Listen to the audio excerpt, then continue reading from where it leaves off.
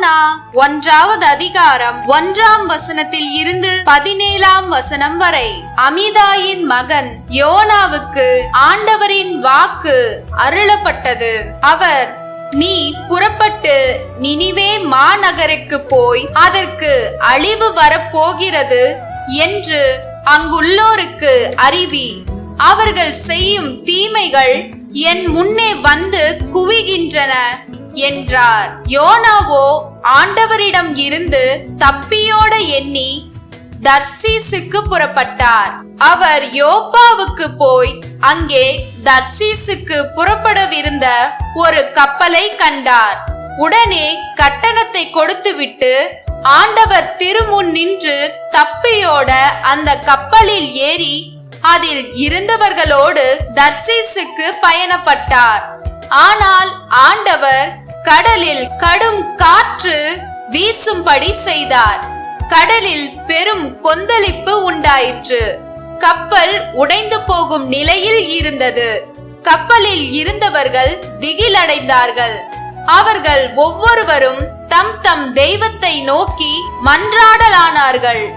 கப்பலின் பளுவை குறைப்பதற்காக அவர்கள் அதில் இருந்த சரக்குகளை கடலில் தூக்கி எறிந்தார்கள். யோனாவோ ஏற்கனவே கப்பலின் அடித்தட்டுக்கு போய் படுத்து அயர்ந்து தூங்கிக் கொண்டிருந்தார். கப்பல் தலைவன் அவரிடம் வந்து, என்ன இது, இப்படி தூங்கிக் கொண்டு இருக்கிறாயே? எழுந்திரு, நீயும் உன் தெய்வத்தை நோக்கி வேண்டிக்கொள்.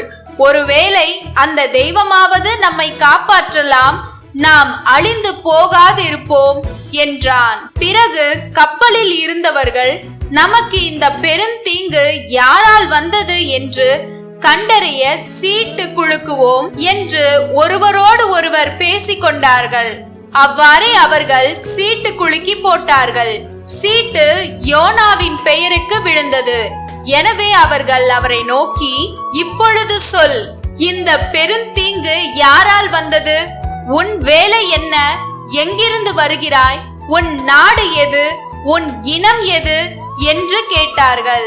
அதற்கு அவர், நான் ஓர் எபிரேயன், நீரையும் நிலத்தையும் படைத்த விண்ணக கடவுளாகிய ஆண்டவரை வழிபடுபவன் என்று சொன்னான். மேலும் தாம் அந்த ஆண்டவரிடம் இருந்து தப்பியோடி வந்ததாகவும் கூறினார். எனவே அவர்கள் மிகவும் அஞ்சி, நீ ஏன் இப்படி செய்தாய் என்று கேட்டார்கள். கடலில் கொந்தளிப்பு மேலும் கடுமையாகி கொண்டிருந்ததால் அவர்கள் யோனாவிடம், கடல் கொந்தளிப்பு அடங்கும்படி நாங்கள் உன்னை என்ன செய்ய வேண்டும் என்று கேட்டார்கள். அதற்கு அவர், நீங்கள் என்னை தூக்கி கடலில் எறிந்து விடுங்கள், அப்பொழுது கொந்தளிப்பு அடங்கிவிடும், நீங்கள் பிழைத்துக் கொள்வீர்கள். உங்களை தாக்கும் இந்த கடும் புயல் என்னால் தான் உண்டாயிற்று என்பது எனக்கு தெரியும் என்றார். லூக்கா 10வது அதிகாரம் 25ஆம் வசனத்தில் இருந்து 37ஆம் வசனம் வரை. அக்காலத்தில் திருச்சட்ட அறிஞர் ஒருவர் எழுந்து இயேசுவை சோதிக்கும் நோக்குடன், போதகரே, நிலை வாழ்வு உரிமையாக்கிக் கொள்ள நான் என்ன செய்ய வேண்டும் என்று கேட்டார்.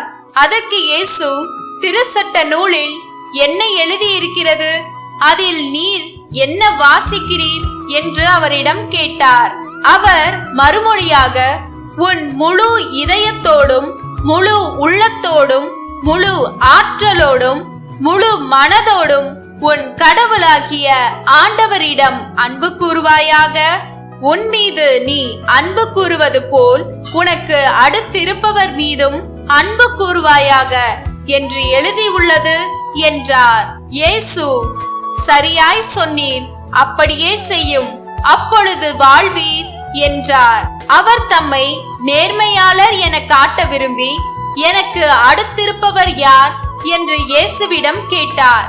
அதற்கு அவர் மறுமொழியாக கூறிய உவமை, ஒருவர் எருசலேமில் இருந்து எரிகோவுக்கு போகும்போது கள்வர் கையில் அகப்பட்டார். அவருடைய ஆடைகளை அவர்கள் உரிந்து கொண்டு அவரை அடித்து குற்றுயிராக விட்டு போனார்கள். குரு ஒருவர் தற்செயலாய் அவ்வழியே வந்தார்.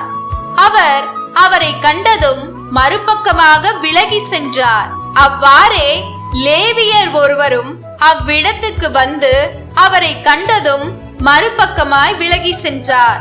ஆனால் அவ்வழியே பயணம் செய்து கொண்டிருந்த சமாரியர் ஒருவர் அருகில் வந்து அவரை கண்டபோது அவர் மீது பரிவு கொண்டார். அவர் அவரை அணுகி காயங்களில் திராட்சை மதுவும் எண்ணெயும் வார்த்து அவற்றை கட்டி தாம் பயணம் செய்த விலங்கின் மீது ஏற்றி ஒரு சாவடிக்கு கொண்டு போய் அவரை கவனித்து கொண்டார்.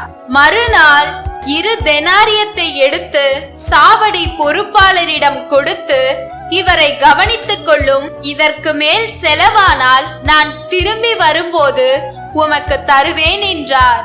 கள்வர் கையில் அகப்பட்டவருக்கு இம்மூவருள் எவர் அடுத்திருப்பவர் என உமக்கு தோன்றுகிறது என்று இயேசு கேட்டார். அதற்கு திருச்சட்ட அறிஞர், அவருக்கு இரக்கம் காட்டியவரே என்றார். இயேசு, நீரும் போய் அப்படியே செய்யும் என்று கூறினார்.